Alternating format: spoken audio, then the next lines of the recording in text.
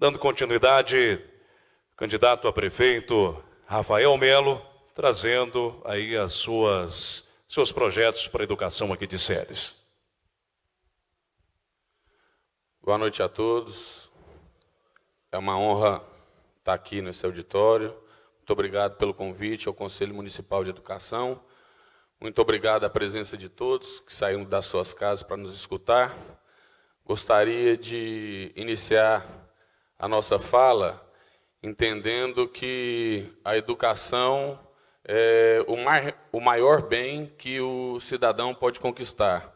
É a maior herança que um pai pode deixar a seus filhos, né? E a educação, ela é um tema, ela é de uma importância tão grande que ela afeta várias áreas. A educação ajuda a reduzir a pobreza.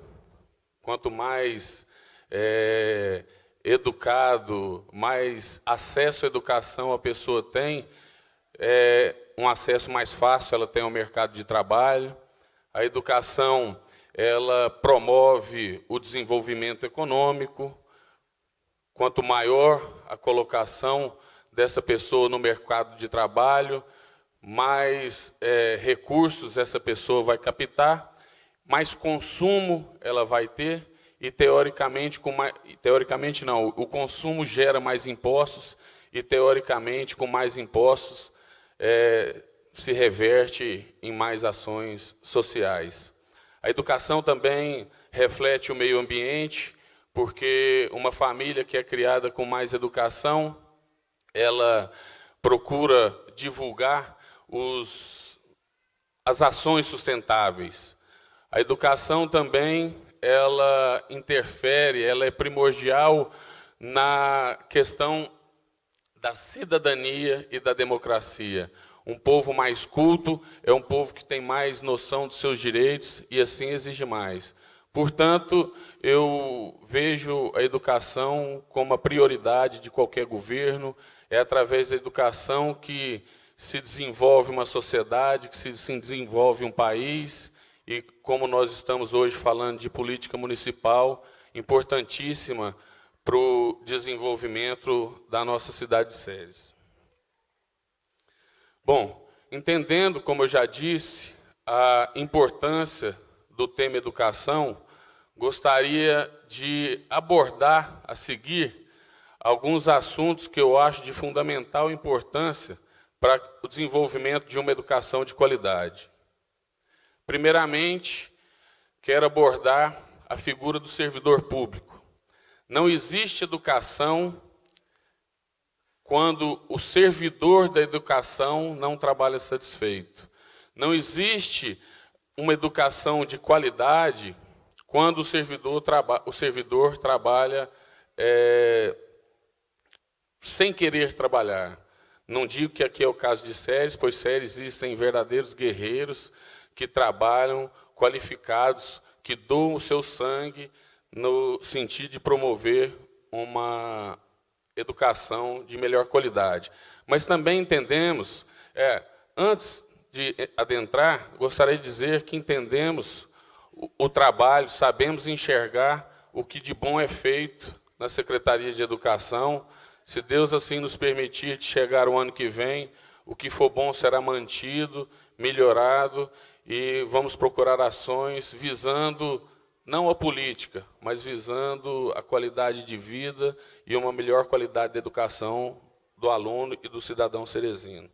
Voltando ao servidor público, eu entendo que é primordial para que o servidor público trabalhe satisfeito um plano de carreira sólido, um plano de carreira que ofereça estímulo ao servidor público. Esse plano de carreira ele tem que ser feito adequado de forma que o servidor público se sinta entusiasmado em querer crescer dentro desse plano. Ele tem que ter um estímulo no seu provento, no seu vencimento, ele tem que ter um estímulo a se qualificar, porque tudo isso será reflexo, o reflexo final será o aluno. Hoje nós temos algumas considerações a fazer em relação ao plano de carreira dos servidores de educação que está vigente. O plano hoje, Outra coisa que o plano da educação, ele tem que ser um plano imparcial, que ele permita tudo isso que eu falei e que ele dê autonomia para o servidor público também, não dando margem a perseguições, não dando margem, ele tem que ter autonomia, ele tem que desenvolver a atividade dele de forma tranquila e serena. Então, hoje nós temos, por exemplo, são as considerações que eu começarei a fazer. Nós temos hoje uma gratificação de regência, que essa gratificação é dada em virtude do efetivo desenvolvimento em sala de aula. Nada mais do que justo. Só que eu tenho uma certa consideração a fazer. Hoje é dado 10% para os professores, para o corpo docente, que participa, que fica dentro da sala de aula, e 20% para os professores que ficam do primeiro ao terceiro ano do ensino fundamental. Eu acredito que todos os servidores docentes, eles têm o mesmo direito e têm a mesma capacidade, portanto, devem receber a mesma gratificação. Hoje, na minha opinião, o plano de carreira precisa de algumas adequações no sentido da progressão. São 3 progressões. Uma progressão horizontal, que o critério primordial dela é a antiguidade, que de 5 em 5 anos se incrementa 3% no salário do professor. Só para citar um exemplo, um professor P3, com referência de 40 horas, ele espera 5 anos para ganhar um aumento de R$ 66,93 a mais no seu salário, para mudar da letra A para B ou da B para C. Enfim, eu acho isso não tão estimulante. Progressão vertical. Essa progressão vertical é a progressão... Essa progressão horizontal é para mudar de referência, são as letras de A a F. A progressão vertical representa a mudança de nível. P1, P2, P3, que hoje não existem professores, todos os professores possuem curso superior, então a partir do P3.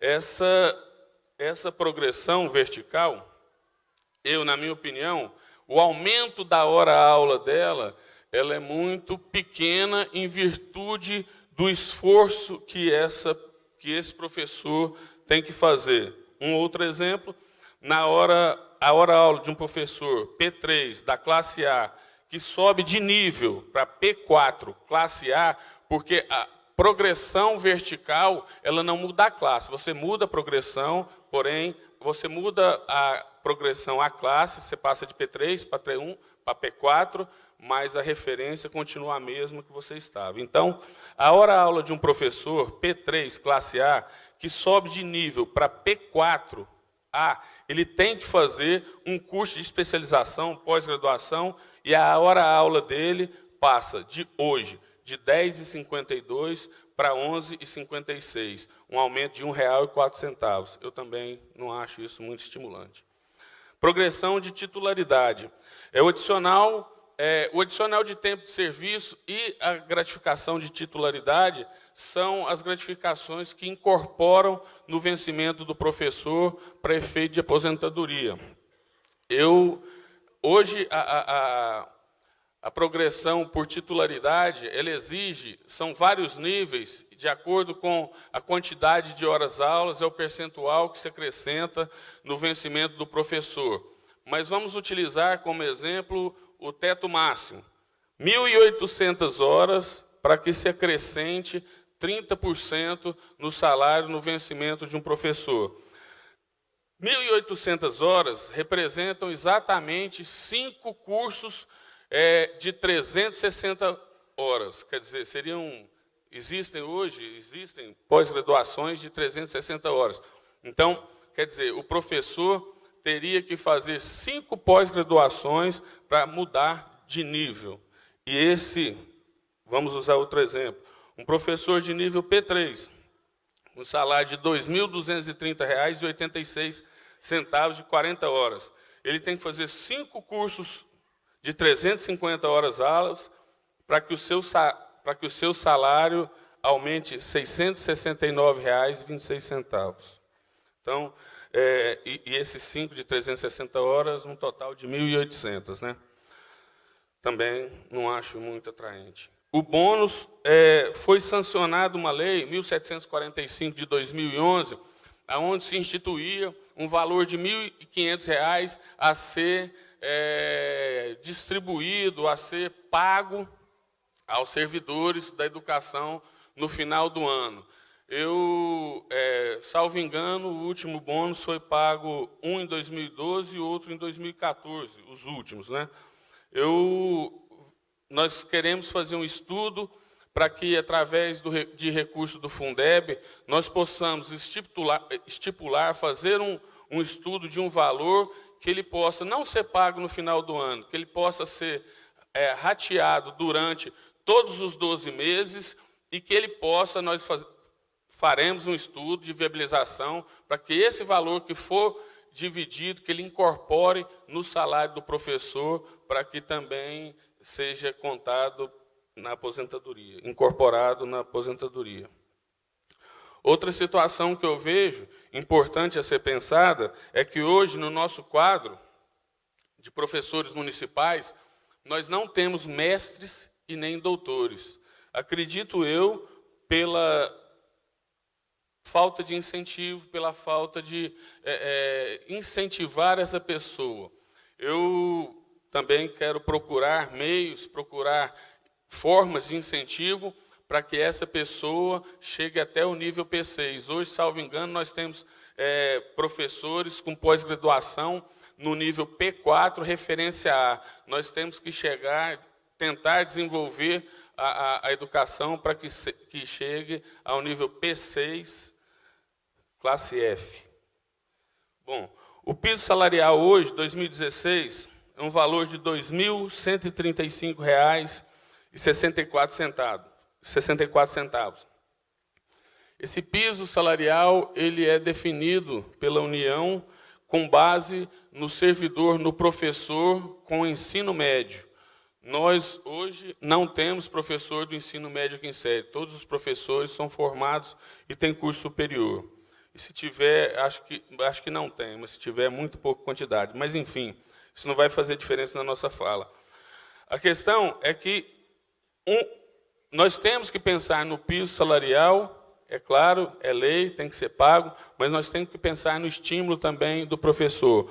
Hoje, um professor da carreira, de um curso superior, que ele paga R$ 300 por mês, um exemplo, ele vai, se ele tiver segundo grau, ele ganha o piso. Aqui não tem, mas ganharia, R$ 2.135,64. Se ele faz um curso superior e paga, um exemplo hipotético, R$ 300 de mensalidade dessa universidade, após o término de curso, quando ele progredir, ele vai ter um aumento de R$ 95,17 no seu salário. Bom, do servidor público, essas são as nossas ideias, mas eu sou servidor público de carreira, e qualquer ideia, qualquer sugestão que seja, que venha além disso que eu falei, que a gente possa sentar e discutir.